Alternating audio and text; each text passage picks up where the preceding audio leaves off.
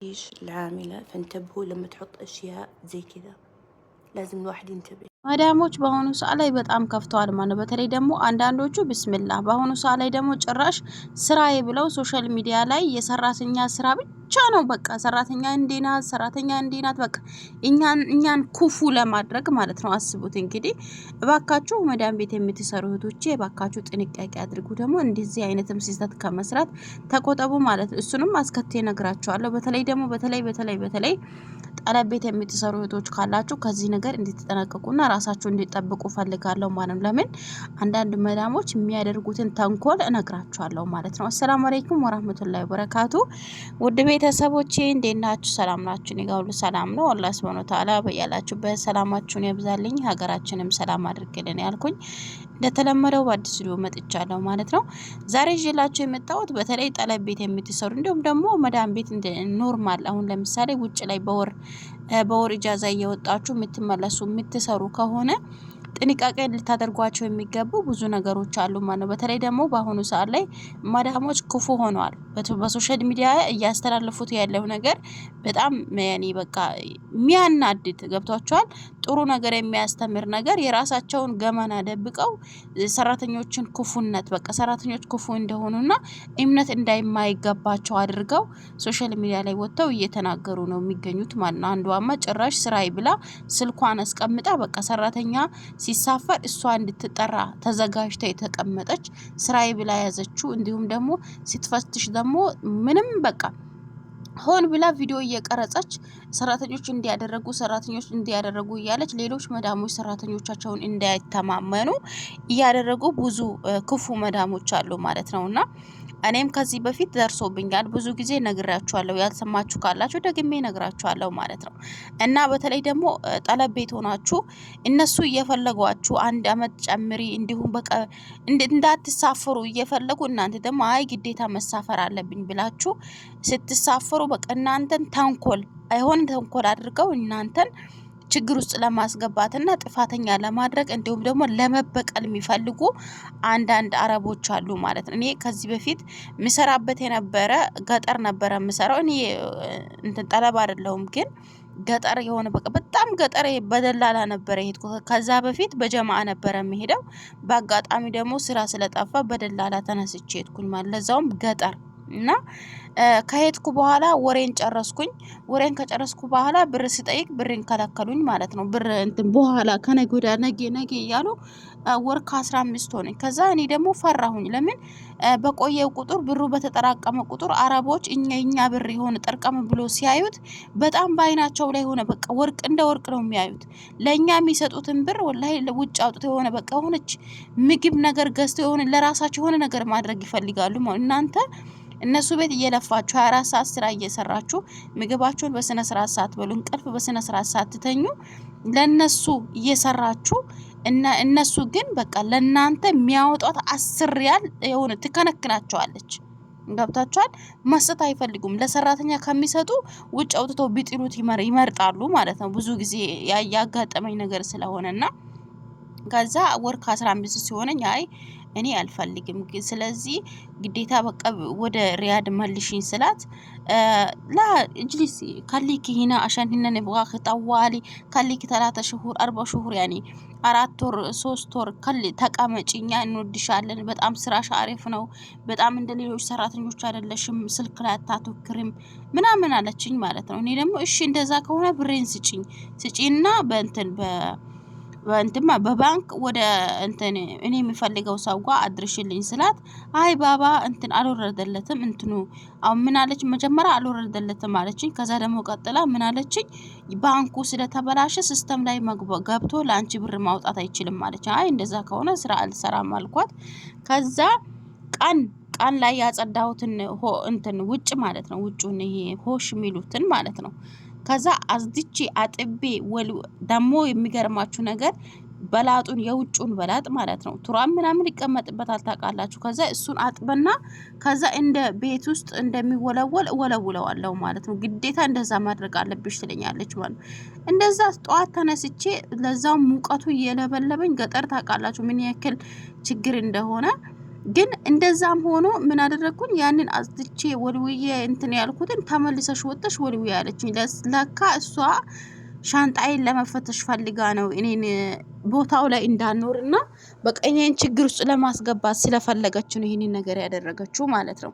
እኔ አልፈልግም ስላልኳት ያን ልትበቀለኝ ፈልጋ ከዛ እኔ ደግሞ ከላስ እንደዛ ከሆነ እንትን ፎቅና ምድር ነው ቤቱ። ከላስ በውጭ በኩል እንትን ሆሽ አለ፣ ደረጃ አለ። እሱን ደረጅ ስጦህ የሚወስዱ ደረጃ አለ። እሱን እጠቢ ያለችኝ ማለት ነው። እሺ ብዬ እኔ ሄድኩኝ። እኔ በየዋህነት እኔ ይህንን ነገር እንደምታደርገኝ ማውቀው ነገር የለም።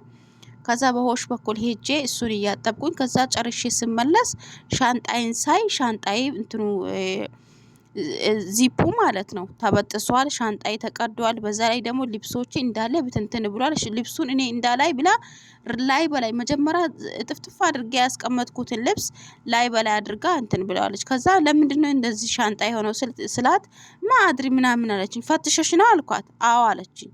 ከዛ ጣይብ እኔ አንቺ መፈተሽ ከፈለግሽ እኔ ባለሁበት ለምን አትፈትሽም? ለምን እኔን ሂጂ ትይኛለሽ? የሆነ ነገር አድርገሽበት ቢሆንስ እኔስ አንቺን እንዴት አምንሻለሁ ብዬ በቃ እንትኑን ሻንጣውን አጠገቧ ሆኜ ገለበጥኩት ማለት ነው። ከዛ ስገለብጠው ምንም ነገር አላደረግኩብሽም እኔ ሻንጣ በቃ እንትን መተማመን ስለምፈልግ ከዚህም በፊት ሰራተኞቼን ፈትሻለሁ ፈትሽሻለሁ አለችኝ። ከመፈተሽ ከፈለሽ አጠገቤ ሆነሽ ፈትሺ፣ የምትፈልጊውን ነገር አምጪ ሻንጣሽን በይኝና አብሬሽ ፈትሻለሁ፣ ምን ችግር አለው? ስለዚህ እኔ በራሴ የምተማመን ሰው ነኝ አልኳት። ከዛ እህቷ የሰጠችኝ እቃ ነበረ አውጥታ ወሰደችው። ውሰጂ አልኳት። እኔ ራሷ ደግሞ የሰጠችኝ ጃኬት ምናምን የልጆች ልብስ ነበረ አውጥቼ ወረወርኩላትን የራሴን ጥፍጥፍ አድርጌ ያነሳው። ከዛ አንድ ቀን የሆነ ቀን እንትን እሷ ቤት ከመሄዴ በፊት ከጓደኞቼ ወጥቼ የእንትን ሊፕስቲክ እና ኩል ገዝቼዋለሁ። አዲስ ነው አልተጠቀምኩትም። እሱን ወስተዋለች። አምጪ አልኳት። በቃ ጮኩኝ። ከዛ ስጮህ ሰውየው መጣ። የነበረ ሻንጣይ ላይ የነበረ 200 ብር አውጥታ ወስተዋለች። ጮኩኝ፣ ነገርኩት ለሰውየው ያለውን ችግር ነገርኩት። ከዛ ተረጋጊ አለኝና እኔ እሰጥሻለሁ አለኝ። ከዛ እንዴት ትሰጣታለህ አንተ ምን አገባህ አለችው። ማዳኸልክ ያኔ አያገባሽም አላት። መጨረሻ ላይ ግን የሰፈር የሚሄድ ሰው ተገኘና በንጋታው ሰውየው እንትን ለወሰደችብኝ 500 እንትን 200 ብር እሱ 500 ብር አድርጎ ሰጠኝ። የታክሲ ሰጠኝ። ከዛ ወጣሁኝ ማለት ነው። ከዛ በኋላ ግን አንድም ቀን ተፈትሼ አላቅም እንደነገርኳችሁ። እናም እቺ ልጅ ያደረጓትን መግቢያ ላይ አይታችኋል። ምንድነው ያደረጓት?